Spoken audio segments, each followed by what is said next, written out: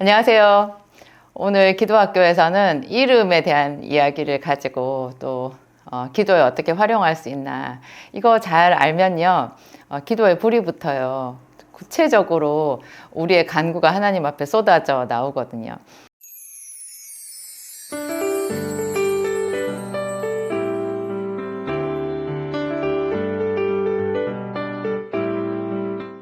이름에는 비밀이 있어요.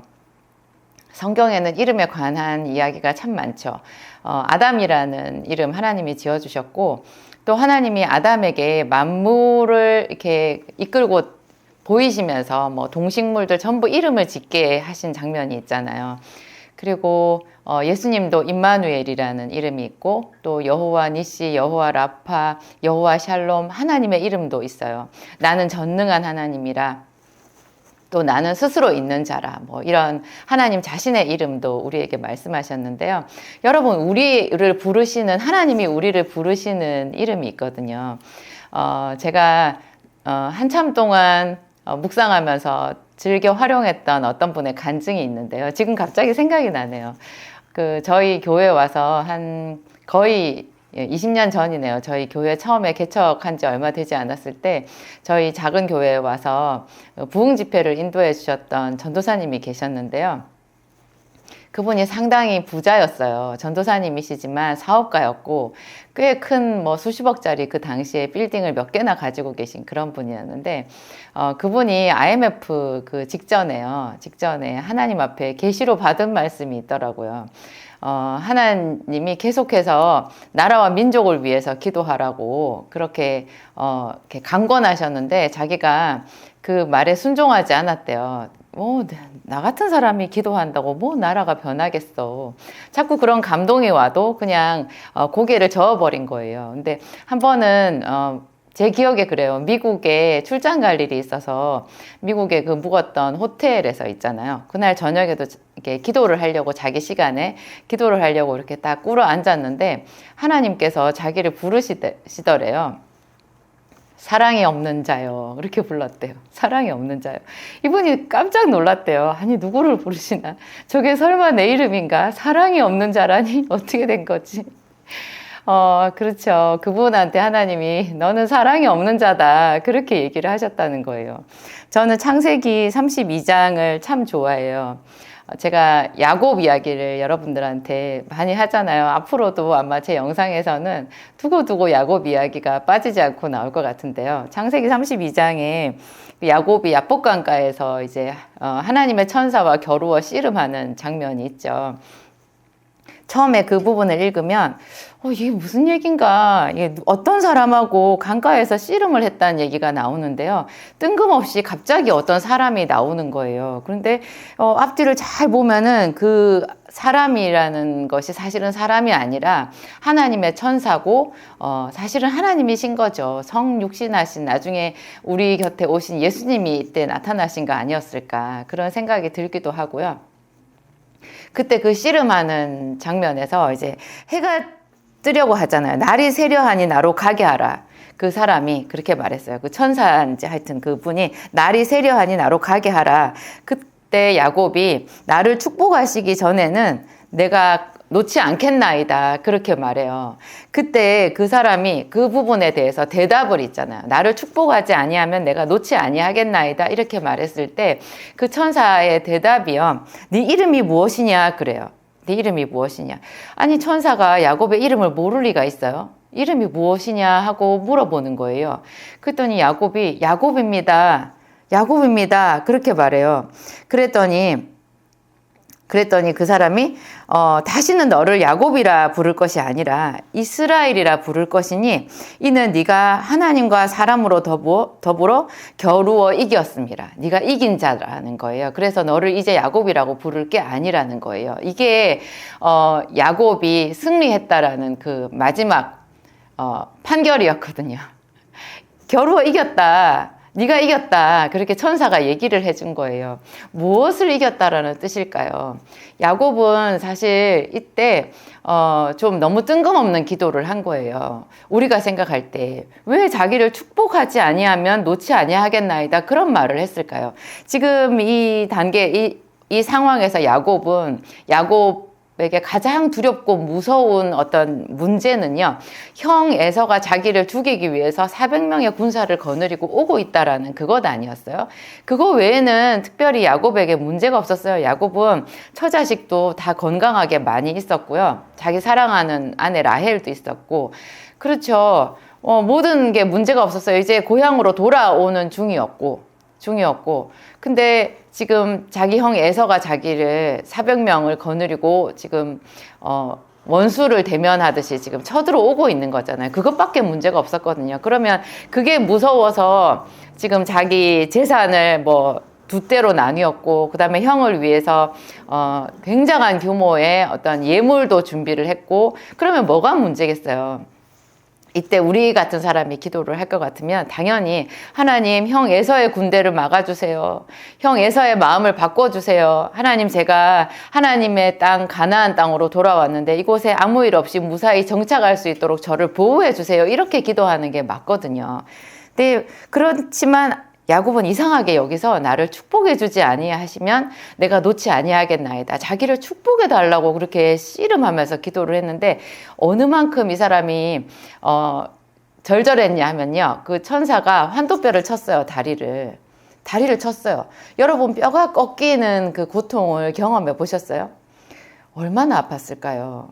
뼈가 꺾인 채, 다리가 위골이 된 채, 그래도 놓지 않고 계속 붙잡고 있었고요. 이 씨름하는 이 기도가 끝난 다음에 이제 정말로 자기 형 앞에 나가잖아요. 형 앞에 나갈 때 다리를 절면서 가요.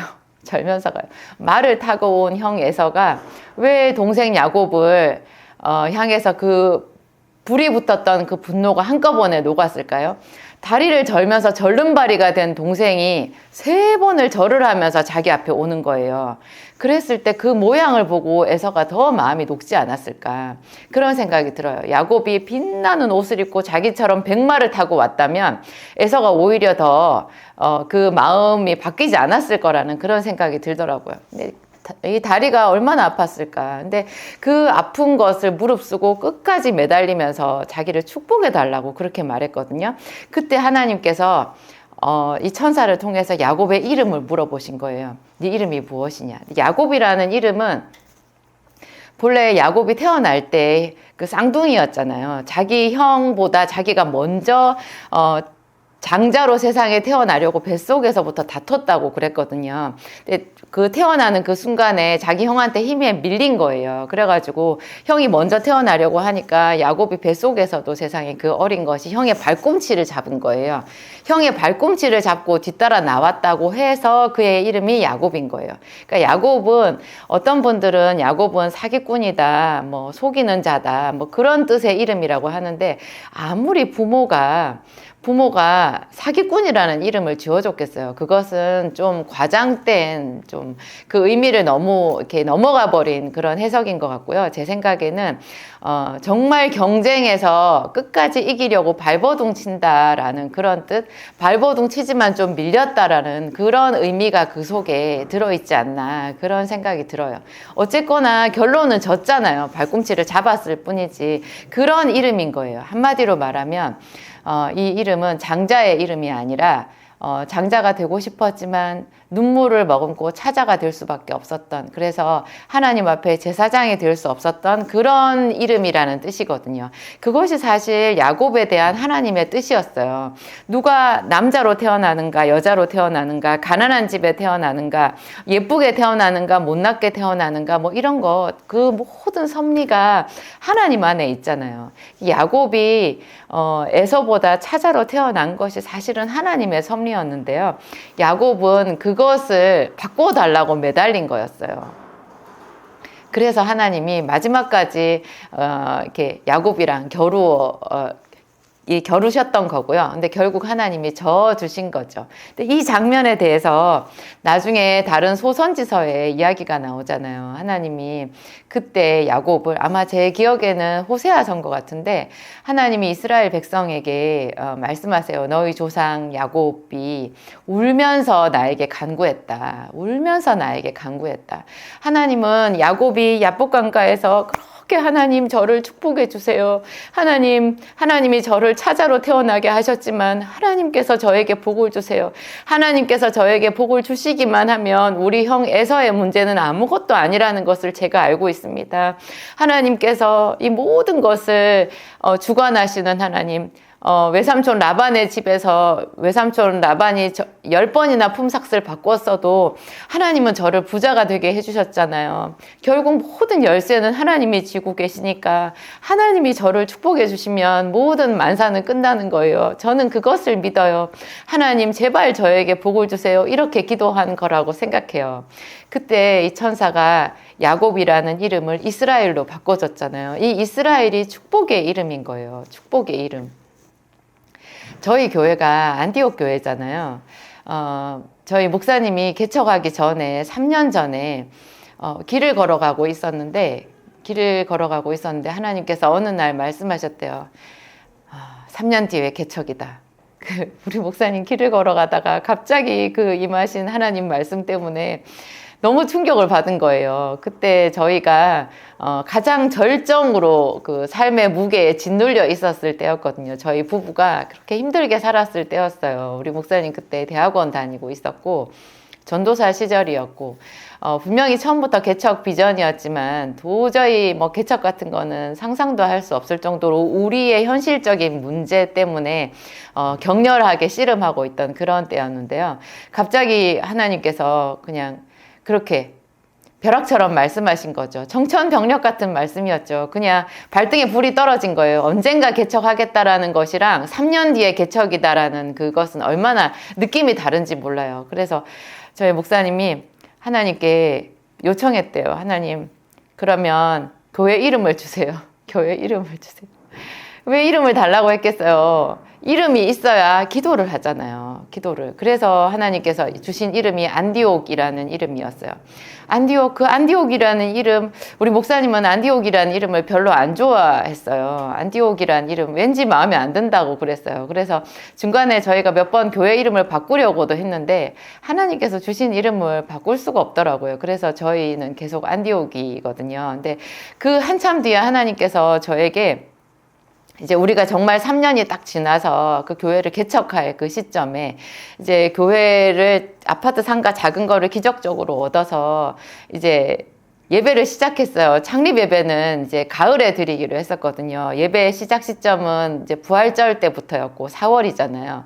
창립 예배는 가을에 드리기로 했는데 이제 여름쯤에 저희 교단 지방에 연락을 해서 이제 안디옥이라는 이름으로 저희가 이제 창립을 한다 이렇게 했더니 지방의 목사님들이 우리 지방의 안에 같은 이름이 있다고 안디옥이라는 이름을 못 쓰게 하는 거예요. 그래서 저희는 또 너무 당황했죠. 그러면 하나님께서 우리한테 안디옥이라는 이름을 주신 게 아니었나? 우리가 잘못 들었나? 3년 동안 보이는 것 없고 잡히는 것 없어도 이 이름 가지고 기도했는데 이 이름을 쓰지 못하면 이게 어떻게 된 거지? 이렇게 하면서 저희가 너무 마음의 혼란을 겪고 힘들었던 그 시기가 있었어요. 아주 짧게 한 일주일 정도였는데 그 무렵에 제가 이제 하나님 앞에 너무 괴로워가지고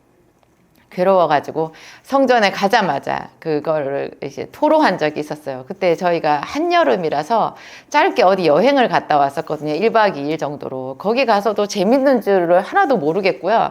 어린 아이들 데리고 1년에 한 번 갔다 오는 뭐 1박 2일, 2박 3일의 그 여행이었지만 교회 이름 때문에 정신이 하나도 없었어요. 그거를 못 쓰게 된다라는 것 때문에 그냥 온통 마음이 거기 가 있었던 거예요. 그래서 돌아오자마자 제가 뭐 집에도 제대로 들르지 않고 교회로 갔던 것 같아요. 그래서 교회 성전에 들어가서 교회 예배당에서 제가 엎드려서 하나님께 기도를 했는데요. 기도를 딱 하자마자 하나님께서 정말 그 이름에 대한 해석을 시작하셨어요. 안디옥이라는 이름에 대한 해석을. 거의 제가 1시간 동안 하나님께 강의를 들었어요. 10분 간격으로 하나님께서 한마디씩 해주시더라고요. 그냥 뭐 말할 수 없이 눈물이 쏟아졌었고 성령께서 성경 강의도 해주시는구나. 그때 하나님께서 해석해 주셨던 그 안디옥의 이름의 뜻 중에 하나가요. 하나만 오늘 여러분들께 말씀드리면 그게 구약의 이스라엘의 이름이라고 하셨어요. 구약에는 아브라함이 믿음의 조상이잖아요. 근데 이 아브라함의 이름은 신약의 예루살렘 교회에 해당이 된대요. 모든 교회의 모태가 예루살렘 교회잖아요. 그런데 정말 신약의 사도행전의 중심이 되는 교회는 사실은 예루살렘 교회가 아니라 안디옥 교회라는 거예요. 안디옥, 비시디아 안디옥 교회에서 이방 선교를 시작했잖아요. 거기서 사도 바울과 바나바가 이제 선교 여행을 시작했고, 그것이 사실은 사도행전 13장부터 나오는데요. 그게 쭉 뒤로 가보면 예루살렘 교회는 뒤로 빠져 있어요. 그 이후로는 비시디아 안디옥 교회에 사도 바울을 중심으로 해가지고 이 신약의 이 대단한 로마 전체에 하나님의 교회가 세워진다라는 것을 알 수 있는데요. 구약의 야곱이 그 아브라함의 손자잖아요. 이 야곱이 이스라엘이 되었던 것. 이 이스라엘이라는 이름이 구약의 축복의 이름이고, 신약에는 예루살렘 교회에서 나왔지만 이 안디옥 교회가 축복의 근원이라는 거예요. 거기서부터 모든 교회가 세워졌고, 수많은 교회를 세웠고, 수많은 교회를 새롭게 했죠. 이미 있던 교회는 또 새롭게 했어요. 그런 이름이 안디옥이라는 이름이라는 거예요. 그래서 그때 근데 하나님 왜 지방의 목사님들이 우리 이 교회 이름을 못 쓰게 하나요? 그렇게 제가 또 물어봤더니 하나님께서 그 이름이, 안디옥이라는 이름이 무슨 뜻이 있는지 우리에게 확실하게 알려주기 위해서 하나님께서 하신 일이래요. 그 목사님들이 에서의 400명의 군사같이 될 거래요. 분명히 우리의 회방자지만 나중에 우리를 더 축복해주는, 그 창립 예배 때 와서 모든 목사님들이 우리를 축복해주는 그런 사람들이 될 거라는 거예요. 정말 그렇게 됐어요. 하나님, 그러면 제가 어떻게 기도해야 돼요? 그랬더니 하나님께서 저에게 말씀하셨어요. 나를 축복해 주세요. 우리를 안디옥으로 축복해 주세요. 그렇게 기도하래요. 그러면 된다는 거예요. 그래서 제가 그러면 하나님 알겠어요. 우리를 안디옥으로 축복해 주세요. 축복해 주세요. 그러면서 제가 기도를 마무리했는데요. 바로 그 다음 날인가 그 다음 날인가 지방의 목사님들한테 연락이 왔어요. 본래 안디옥이던 그 교회가요, 다른 데로 이사 갔대요. 그래서 저희가 안디옥이라는 이름을 써도 된다고 축하한다면서 그렇게 지방의 목사님들한테 연락이 온 거예요. 너무너무 신기했죠. 근데 재밌는 거는, 저는 그래서 저희 교회가 금방 부흥할 줄 알았어요. 이렇게까지 하나님이 자세히 말씀해 주시고, 특별 계시로 이름도 주시고, 3년이나 준비 기도를 하게 해서 세워진 교회이기 때문에 뭐 한 3년만 기도하면 성도들이 물밀듯이 올 줄 알았어요. 저희 지금 20년 됐거든요. 아직도 크게 달라지지 않았어요. 다만 우리 속에 하나님이 계시고, 일은 하나님이 하시니까 그 하나님께서 주실 그런 어떤 축복을 바라보면서 저희도 기도하고 있어요. 제가 좀 너무 멀리 왔는데 여러분들에게 맞춰서 제가 다시 이 이름에 대해서 말씀드릴게요. 여러분, 하나님께 질문하세요. 하나님, 제 이름은 뭐예요? 하나님이 부르시는 저의 이름은 뭐예요? 설마 사랑이 없는 자? 그건 아니겠죠. 하나님께서 성경에 우리의 이름을 여러 가지로 부르시는데요. 예를 들면 마음이 청결한 자, 뭐 있잖아요. 왜 온유한 자. 그 마태복음 8복에 나와 있는 그것도 다 이름이에요. 그런가 하면 잠언서에 나오는 이름도 있어요. 게으른 자. 그러죠. 어리석은 자. 이런 것도 이름이에요. 어리석은 자요. 이렇게 부를 수 있잖아요. 하나님, 제 이름은 뭐예요? 제가 너무너무 사랑하는 제 동생이 있는데요. 제 동생이 있는데 그 동생이 이렇게 저희 교회 여름 수련회 때 그 성령의 기름 부으심이 크게 있었을 때 하나님께 계시를 받은 거예요. 하나님께 말씀을 들은 거예요. 하나님, 제 이름이 뭐예요? 그렇게 물었나? 하여튼 하나님께서 얘기하셨대요. 그때 저희 목사님이 그 수련회장에서 증거한 말씀이 야곱의 축복기도, 야곱의 기도, 야복강가의 이 기도였어요. 네 이름이 무엇이냐 물어본 그 내용으로 목사님이 설교를 하시고, 그 다음에 저희가 통성으로 기도했는데, 제 여동생이 하나님께 말씀을 받은 거예요. 하나님께서 제 여동생의 이름을 얘기를 해주셨대요. 하나님, 제 이름이 뭐예요? 물어봤더니 너는 복이 없는 자다, 이렇게 하셨다라는 거예요. 그때 제 여동생이 얼마나 울면서 하나님, 복이 없는 자라니요, 복이 없는 자라니요 하면서 울기만 했대요. 근데 제가 나중에 제 여동생한테 그 얘기를 듣고 얘기해 줬어요. 하나님께서 너를 복이 없는 자다, 네 이름이 복이 없는 자다, 이렇게 말하는 순간 너는 복이 있는 자가 되는 것이다. 하나님의 말씀은 항상 그래요. 그 순간에 우리의 실체를 직면하는 거거든요. 너는 게으른 자다, 이렇게 말하는 순간 우리는 그 게으른 자의 껍질을 벗을 수 있어요. 문제는 우리가 직면하지 않는 거예요. 하나님께 질문하지 않고 하나님의 말씀에 귀를 기울이지 않는 거예요. 그래서 하나님의 말씀이 사랑이 없는 자여라든지 게으른 자여라든지 어리석은 자여라든지 어떤 이름도 좋아요. 여러분들에게 가르쳐 달라고 하세요. 하나님, 제 이름이 뭐예요? 여기서도 네 이름이 무엇이냐? 제가 야곱이니이다 말한 순간에 너를 다시는 야곱이라 하지 않고 이스라엘이라 하리니 이랬잖아요. 네가 하나님과 사람과 겨루어 이겼음이라. 바로 축복의 이름이 되는 거예요. 여러분의 실체와 직면하세요. 그런 용기가 믿음이고요. 그런 것이 하나님과 동행하는 첫 단추가 되는 거예요. 여러분 이름을 물어보세요. 이름을. 저에게 안디옥이라는 이름을 주셨을 때 제가 그걸 받아들였잖아요. 하나님 저를 축복해 주세요. 그렇게 하면 제 이름이 안디옥이 되는 거래요. 하나님은 그렇게 좋은 분이세요. 좋은 분이세요. 우리는 다 본래 복이 없는 자죠. 복이 있는 자면 우리가 지금 이러고 있겠어요? 성경에서 말하는 그 복은 어마어마한 복이에요. 굉장한 복이에요. 여러분 지금 있는 그 좀 가난하고 좀 흠이 많고 유약하고 그런 모습이 하나님께서 여러분에게 허락한 모습이라고 생각하지 마세요. 우리는 죽을 때까지 꿈꾸는 자가 되어야 되고요. 죽을 때까지 하나님께 더 많은 복을 받아야 돼요. 사람이 제일 믿음이 성장한 시점도 죽기 직전이에요. 사람이 제일 그나마 복을 많이 받은 시점도 죽기 직전이라야 돼요. 우리의 믿음은 죽기까지 성장하고 우리의 축복, 하나님께 받은 축복도 죽기 전까지 쌓이는 거거든요. 그래서 모든 자는 하나님 앞에 새로운 꿈을 꿀 수 있는 거고요. 그래서 매일매일이 우리는 새로운 도전이고 기쁨이고 행복이고 천국 가는 철로 역정이고 그렇게 되는 것 같아요. 기도하겠습니다. 하나님 감사합니다. 우리의 이름을 불러주신 아버지 감사합니다. 수고하고 무거운 짐진 자라 우리의 이름을 불러주셨습니다. 그 말씀은 우리의 눈물을 알아주는 하나님의 말씀입니다. 아버지 감사합니다. 우리는 세상에서 실패하고 눌릴 때도 너무나 많이 있습니다. 그러나 우리는 우리 주 예수 그리스도의 이름으로 하나님 앞에 거듭났고 하나님 물과 성령으로 거듭났고 하나님 안에서 말할 수 없는 천국의 복을 약속받은 사람입니다. 하나님, 주는 우리에게 영생을 약속하셨습니다. 주는 우리를 자녀라고 아들과 딸이라고 불러주셨습니다. 우리가 그런 하나님께서 불러주신 이름에 합당하지 못하게 살았음을 회개합니다. 성령님 오시옵소서. 이 순간에도 더 깊이 더 강력하게 새바람 강한 불길같이 우리에게 역사하여 주시옵소서. 아버지를 사랑합니다. 아버지의 자녀답게 축복의 통로로 살고 싶습니다. 하나님, 내가 복이 없는 자였지만 날마다 더 하나님 앞에서 복을 꿈꾸어 왔습니다.